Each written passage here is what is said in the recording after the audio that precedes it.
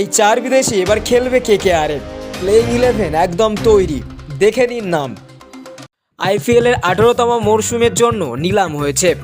KKR এবারও সবাইকে চমকে দিয়েছে।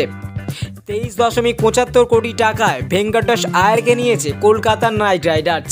সেটাই ছিল এবারে সবথেকে বড় চমক। Defending champion Kolkata night Riders নিলামে 15 জন ক্রিকেটারকে দল নিয়েছে।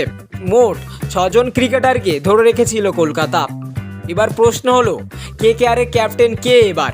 আর একটা প্রশ্ন, কোন চার বিদেশিকে আইপিএল 2025-এ খেলাবে কেকেআর? এবার মেগা নিলামে 6.5 কোটি টাকায় দক্ষিণ আফ্রিকার পেসার এনরিক নোকিয়াকে কিনেছে কেকেআর।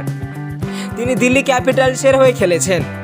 এবার কেকেআর তাঁকে প্রথম একাদশে রাখতে পারে। কেকেআরের ওপেনার হিসাবে এবার দেখা যেতে পারে কুইন্টন ডিকককে। যে কোনো ফাস্ট বোলারের কাছে ডিকক ত্রাস। আক্রমণাত্মক ব্যাটিং করতে ভালোবাসেন দক্ষিণ আফ্রিকার এই ব্যাটার।